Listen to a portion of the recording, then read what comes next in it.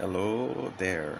I'm making a video because I want to translate. I want to translate the special Royal Commission event that happened in 2015 concerning the Jehovah's Witnesses, and je vais le traduire en français pour les personnes qui comprennent pas l'anglais. Donc, so I want to translate it in French, so people that don't understand English can follow and understand what happened. Donc,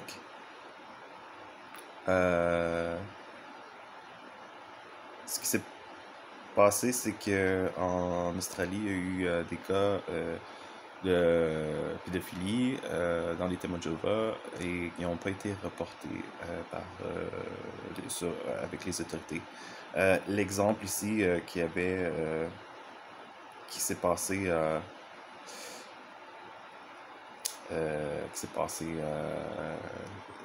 l'exemple qui s'est passé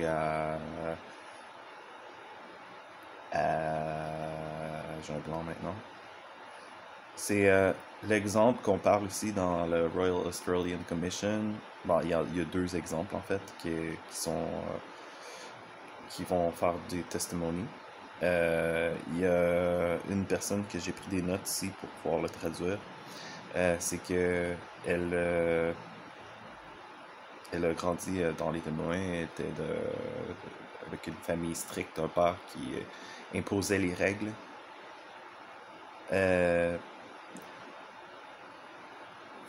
Et elle était obligée de ne pas se faire d'amis en dehors de l'organisation. Quand elle avait 17 ans, elle a été abusée sexuellement par son père pendant que sa famille était partie. Le reste de la famille était partie. Donc, elle a essayé d'en parler aux anciens. Et les anciens ont dit que c'était de sa faute et qu'il devait avoir des preuves.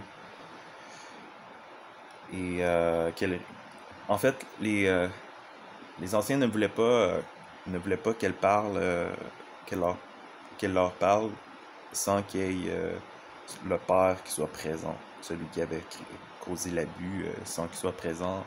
On voulait pas qu'elle raconte même son histoire. Alors, elle en a parlé avec sa mère. Et sa mère a dit que c'était pas la première fois que ça l'arrivait, que ses sœurs avaient été abusées sexuellement aussi. Il avait essayé d'en parler, les sœurs avaient essayé d'en parler aux anciens. Les anciens avaient jamais pris ça au sérieux parce qu'il n'y avait pas de preuves, il n'y avait pas eu de témoins. D'où vient le nom témoin de Jéhovah. Il n'y avait pas eu de témoins à l'abus. Et en fait, ce qui arrive, c'est que il y a aussi que ils ne pouvaient pas en parler aux autorités puisque depuis leur enfance, c'était toujours fait dire de ne pas faire confiance aux autorités qui sont pas témoins de Jéhovah, de rester, faut que ça reste à l'intérieur, que ce soit les anciens qui en entendent parler, sauf que les anciens refusaient d'avoir la conversation sans que le père soit là. Donc le père elle a été forcée de confronter son père pour parler des abus. Le père a dit que c'était pas de sa faute parce que c'était elle qui le séduisait, la façon qu'elle s'habillait et qu'elle se présentait. Alors elle a appris que c'était de sa faute et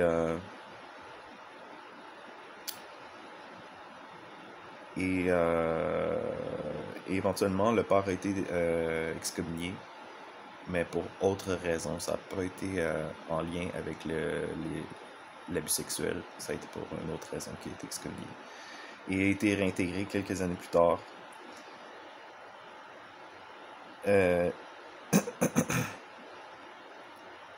Et la fille qui avait été abusée sexuellement, justement, trouvait que c'était pas correct de la part de l'organisation, justement, de ne pas reconnaître son abus sexuel comme étant quelque chose qui était mal. Quand son père a été réintégré dans la congrégation, elle a vu que ça pouvait être un danger pour d'autres, comme il avait déjà abusé ses sœurs et il aurait été en fait, il aurait pu abuser d'autres personnes dans la congrégation. Alors,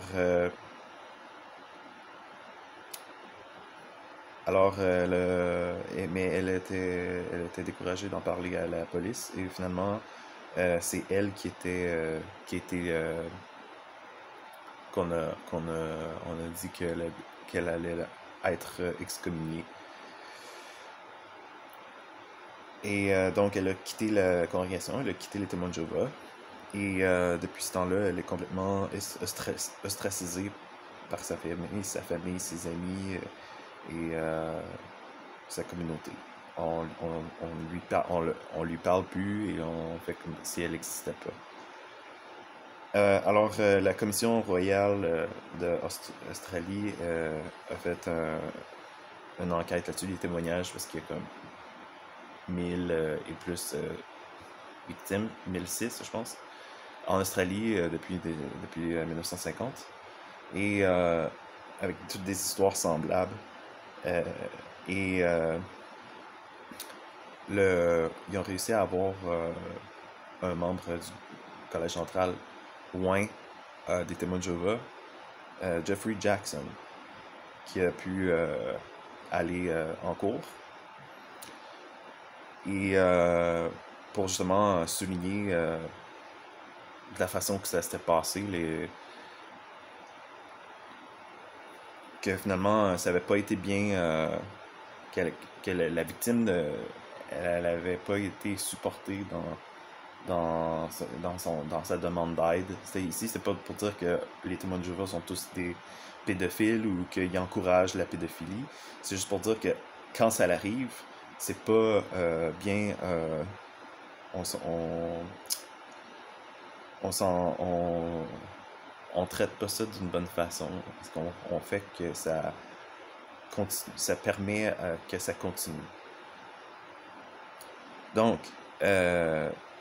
Governing Body Member Jeffrey Jackson de l'escalade fidélité avisée était en cours pour justement parler de ça. Et puis là, le juge, puis je sais pas trop en tout cas les rôles dans... Moi, je connais pas ça parce que je suis pas un avocat ou quelque chose du genre pour la cour. Mais en fait, Jeffrey Jackson a reconnu que oui, il y a des problèmes de abus sexuels dans l'organisation. Et d'un autre côté, on entend quand il y a des vidéos des témoins de Jéhovah, comme Stephen Lett ici a fait une vidéo pour dire que les apostats essaient de faire convaincre les témoins que il y a un problème de pédophilie dans l'organisation, que l'organisation encourage les pédophiles ou laisse faire les pédophiles. Alors que c'est ça les mensonges qu'on raconte. Les apostats, dans le fond, c'est des mensonges que les apostats racontent. Alors que Jeffrey Jackson était en cours et a dit lui-même que oui, il y a un problème dans l'organisation avec les pédophiles.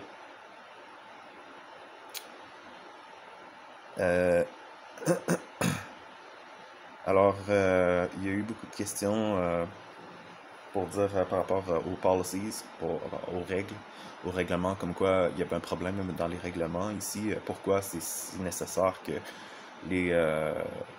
les filles qui ont été abusées sexuellement, ou les femmes qui ont été abusées sexuellement, qui aient pas droit à pouvoir avoir un groupe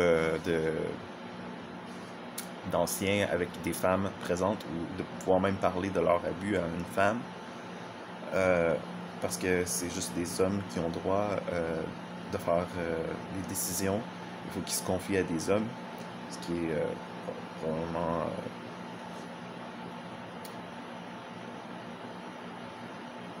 Euh, et Jeffrey Jackson a aussi dit que les, les témoins de Jéhovah ne frappent pas leurs enfants corporellement. Et ce qui est faux, parce que moi-même, quand j'allais à la salle, on me frappait quand j'étais pas attentif, que je bougeais trop. Étant enfant, à la maison, tu sais qu'est-ce qui t'attend, puis tu vas te faire claquer. Donc, un coup de règle et tout. Et Jeffrey Jackson, ici, qui est membre du Collège central, c'est lui qui fait les règles avec ses compagnons, ben, qui passe au vote, ben, qui dit que non, non, il n'y a pas de. On pratique pas ça, la punition corporelle. Alors que c'est écrit dans leur littérature que c'est mieux de discipliner l'enfant pour sa vie éternelle, pour son bien éternel. Je rentre pas dans les détails des quotes, ça va être trop long. Il a aussi dit que parce que la personne l'a interviewé a dit, est-ce que vous prétendez être les seuls qui représentent Dieu, qui reçoivent l'Esprit Saint de Dieu pour pouvoir partager votre. En fait, est-ce que vous vous considérez comme étant un outil de Dieu, un outil de Jésus, sélectionné par Jésus? Ici, avec les mots, en anglais, c'est God's Soul Spokesperson, or Channel. Jeffrey Jackson a dit que ça serait présomptueux de dire qu'on est les seuls qui reçoivent l'Esprit Saint. Alors que dans leur littérature, c'est dit que je peux faire la quote, the great wisdom of God can become known only through Jehovah's channel of communication, the faithful and discreet slave. Alors, il contredisait qu'est-ce qui est écrit dans la littérature des témoins de Jéhovah.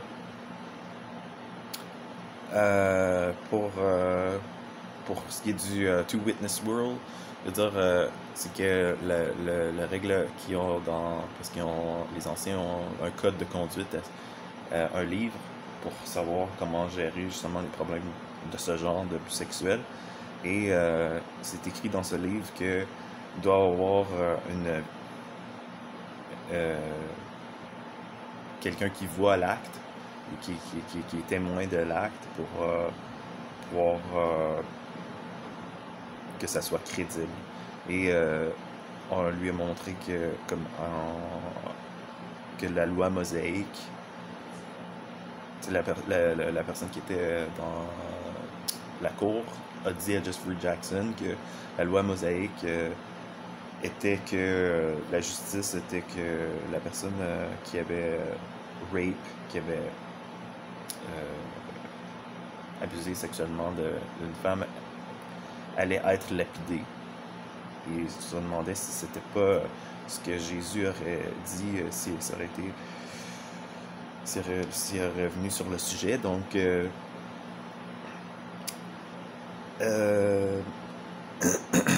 comme quoi la Bible n'enseigne pas cette pratique de. Et Jeffrey Jackson a dit que oui, effectivement, il y a des policies qui ont été changées avec le temps. Donc les anciennes policies, les anciens règlements n'étaient pas nécessairement à point. Et puis c'est pour ça qu'il y a eu des nouveaux règlements pour améliorer. Alors,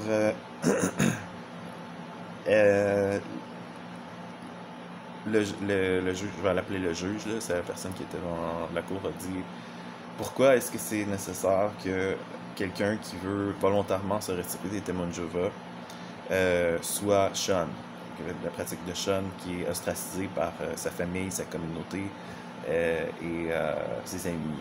Tout le monde qui connaît finalement doit. Est-ce que tu n'es pas d'accord que c'est quelque chose de cruel? C'est que c'est une décision qui est cruelle à prendre. Admettons que la personne, dans son sens d'intégrité, elle ne veut plus être témoin de Jéhovah. Elle choisit de ne plus être témoin de Jéhovah.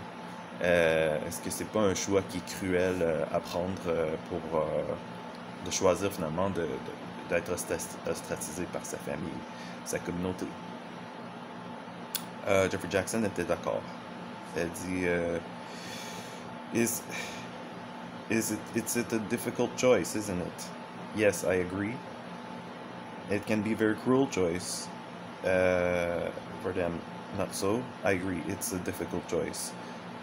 Alors, on se demandait pourquoi ce qui est un membre du Collège central, pourquoi il ne change pas cette règle. Et on lui avait demandé est-ce que c'est possible que cette règle-là va changer à l'avenir, et il a juste répondu que non. Vraiment clair que non, c'était pas dans ses intentions de faire changer cette règle. Alors on se demande pourquoi les témoins n'ont pas droit à avoir la même information que les personnes du dehors.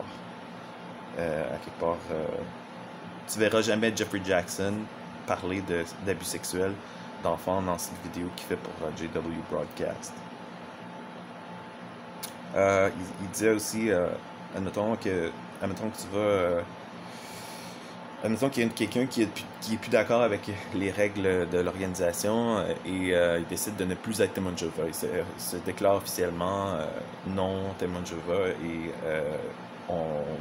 un ancien va le visiter. Il est en train de célébrer Noël ou une fête, sa fête ou la fête de quelqu'un.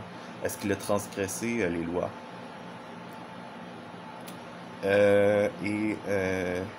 Jeffrey Jackson a dit que non, qu'il n'a pas transgressé les lois. Alors que c'est évident que selon la littérature,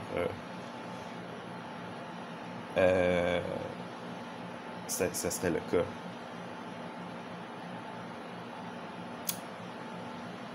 Alors, c'est comme il mentait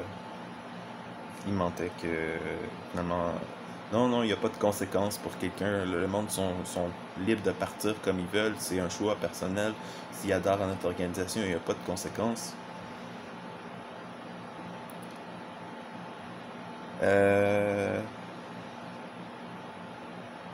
En fait, il disait que finalement, c'était un groupe, une organisation d'hommes qui interprètent les Écritures de la Bible. Et c'est pas Jésus qui les a choisis pour faire cette job. C'est eux-mêmes qui se sont choisis pour faire la job. Est-ce que le staff télévisé va s'excuser aux victimes?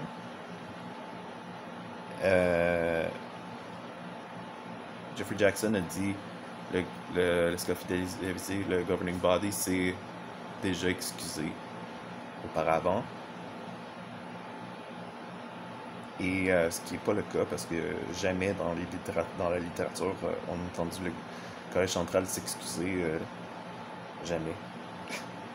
Et finalement, beaucoup de questions ont essayé d'éviter, au lieu de se lever puis de être fier de sa foi puis de dire ben, regarde, les témoins de Jéhovah, c'est ça qu'on croit nous autres, puis regarde, on a raison parce que telle ou telle affaire dans la Bible, ben c'est pas du tout l'impression que ça l'a donné. Ça l'a donné qu'il essaie de se défiler, de se faufiler, de dire qu'il était pas responsable, qu'il connaît pas, il sait pas qu'est-ce qui se passe.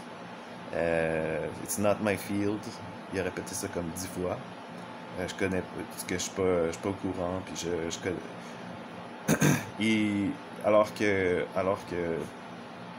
le Watchtower a déjà fait un sondage, genre a ramassé les données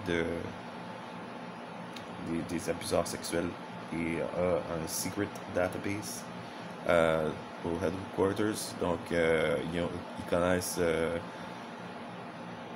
les profils des pédophiles alors qu'ils font rien pour les déclarer aux autorités. Ils les laissent dans les congrégations.